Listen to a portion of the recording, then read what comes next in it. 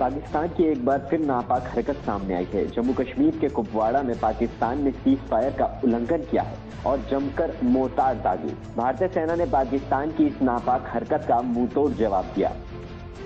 सुरक्षा एजेंसियों से मिली जानकारी के अनुसार पाकिस्तान भारी बर्फबारी से पहले करीब 250 से 300 आतंकियों को कश्मीर में घुसपैठ कराने की तैयारी में है।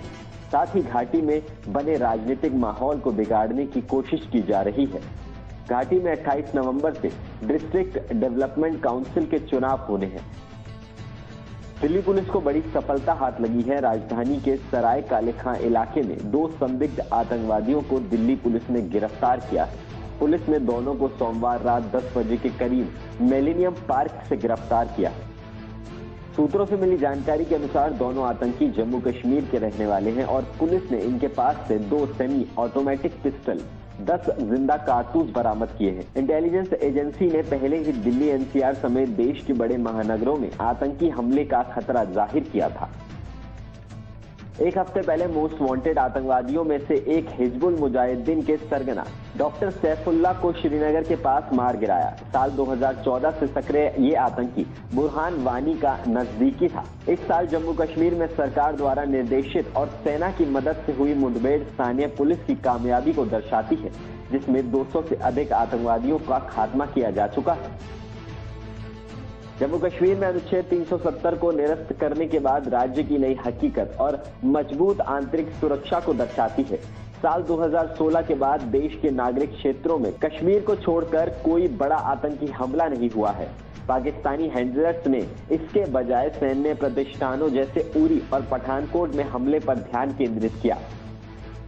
दिल्ली में अभूतपूर्व हालात पैदा हो गए हैं। नीति आयोग की माने तो आगामी सप्ताह में और भी बिगड़ सकते हैं। उनका मानना है कि दिल्ली में प्रति 10 लाख कोविड-19 महामारी से पीड़ितों की दर मौजूदा 361 से बढ़कर 500 तक पहुंच सकती है। आयोग ने त्योहारों में कोरोना से बचाव के सारे नियमों की धज्जियां उड़ाने की बड़ी वजह बताया है।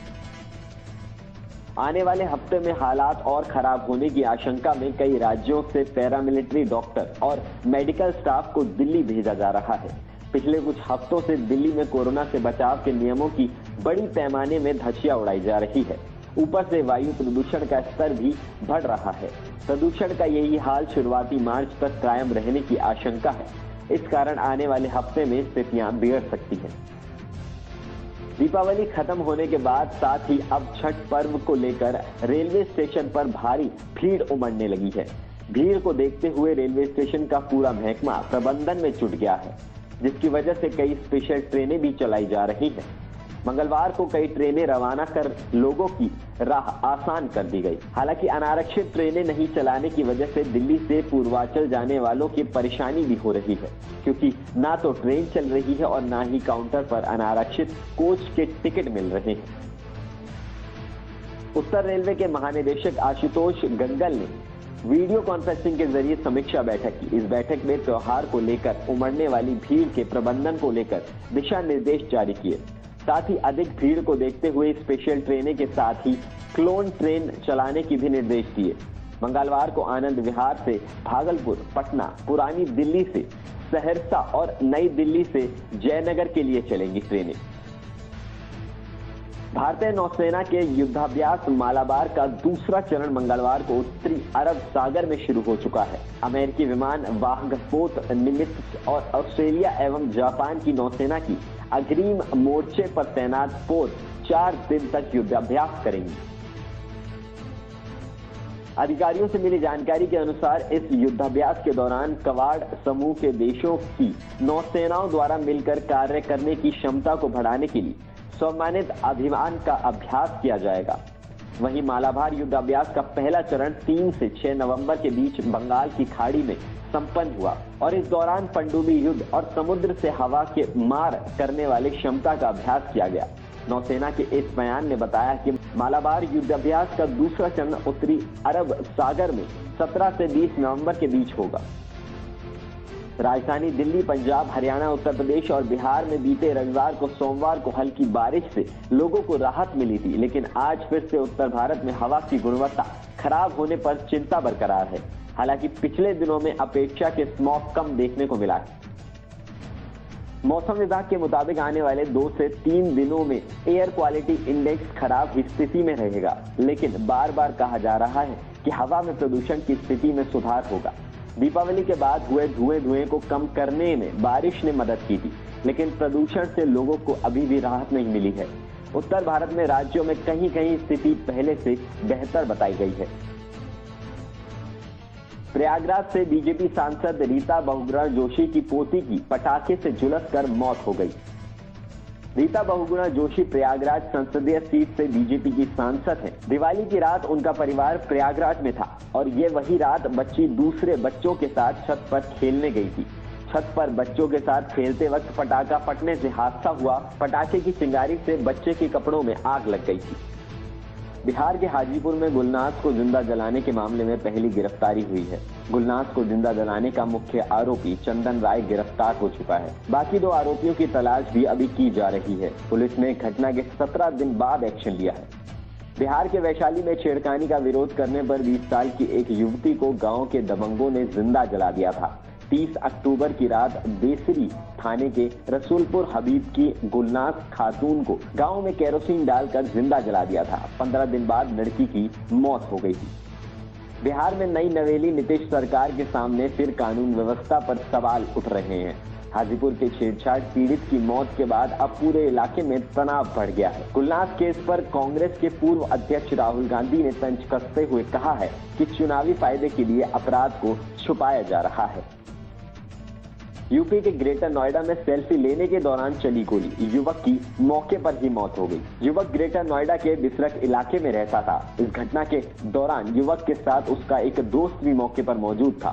दोस्त को पुलिस ने हिरासत में ले लिया है और पूछताछ की जा रही है।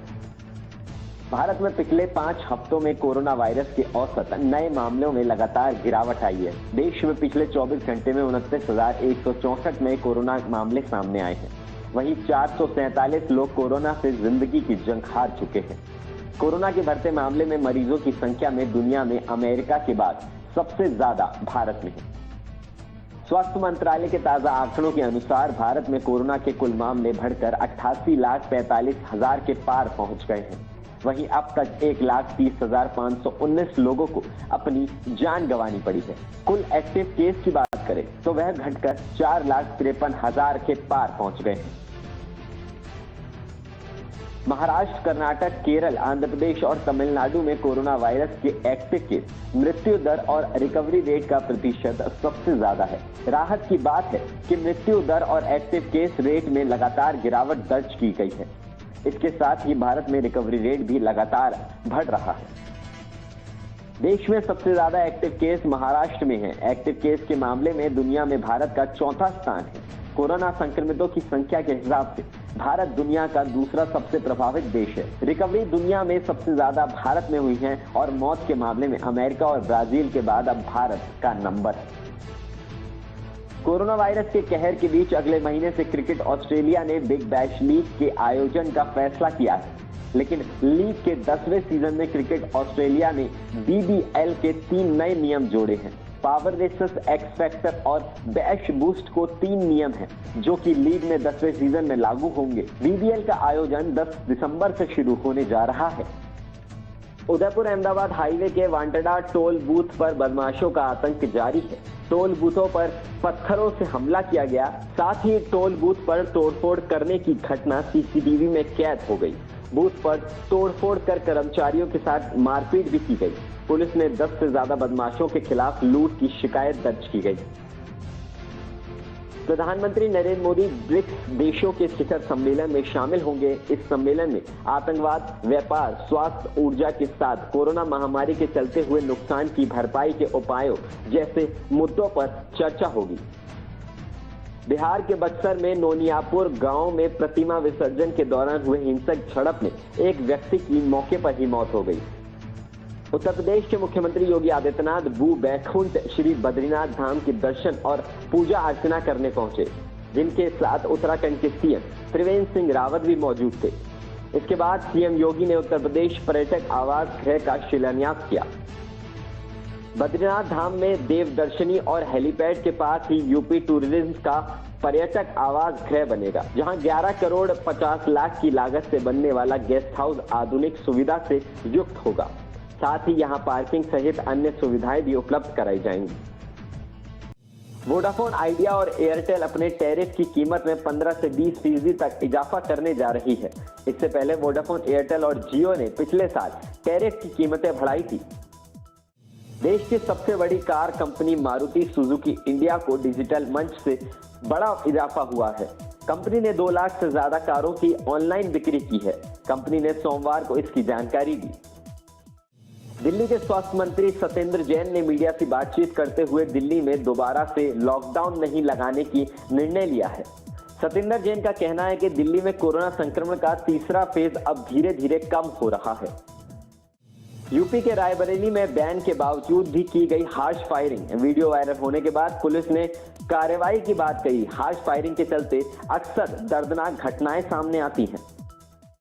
डीजीसीए ने कई पदों पर भर्ती के लिए आवेदन मांगे हैं। इसके तहत चुने गए उम्मीदवार 7,15,000 महीने तक का वेतन पाने के हकदार होंगे। डीजीसीए ने फ्लाइट ऑपरेशन इंस्पेक्टर के पदों के लिए वैकेंसी निकाली है। केंद्र सरकार का भ्रष्ट पुलिस अधिकारियों पर बड़ा एक्शन सामने आया है। सरकार ने निर्णय लिया है कि अब भ्रष्ट पुलिस अधिकारियों और पुलिसकर्मियों की तस्वीरें उनके गुनाह के साथ थानों के नोटिस बोर्ड पर लगाई जाएंगी। गुजरात के अहमदाबाद में लॉ एंड ऑर्डर की सरेआम धज्जियां उड़ाई जा रही है। अहमदाबाद में बापूनगर विस्तार में सरेआम फायरिंग की गई और तलवार से केक कटिंग करने वाला वीडियो भी वायरल हो रहा है। चुनाव खत्म होते ही नक्सलियों ने दस्तक दे दी है। बिहार के डुमरिया प्रखंड में बोदी बिगहा गांव में नक्सलियों ने पंचायत भवन को निशाना बनाया और डायनामाइट लगाकर पंचायत भवन को ध्वस्त कर दिया। इस घटना के बाद लोगों में दहशत का माहौल है। जम्मू कश्मीर के भारत पाक सीमा पर शहीद हुए भारतीय सेना का जवान और असम का बेटा हरधन राय ने देशभक्ति और कर्तव्य की अनोखी मिसाल दी है। असम के मुख्यमंत्री सर्बानंद सोनोवाल ने वीर शहीद के शव को श्रद्धांजलि अर्पित की।